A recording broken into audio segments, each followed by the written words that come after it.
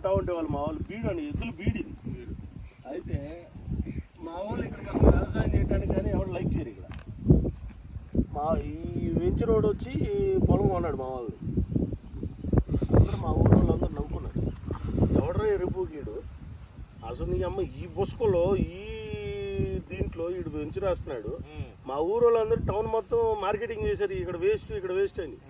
ఆడేమన్నాడు తెలుసు, ఎరుపుకున్నారా మీకేం తెలుసురా, ఇక్కడ నీళ్లు పడతాయి, మీకు అసలు ఏం తెలుసురా మీరు మాట్లాడుతున్నారా అని అంటాడు. మా వాళ్ళందరూ ఊరు ఇంటింటికి తిరిగి మార్కెటింగ్ చేశారు.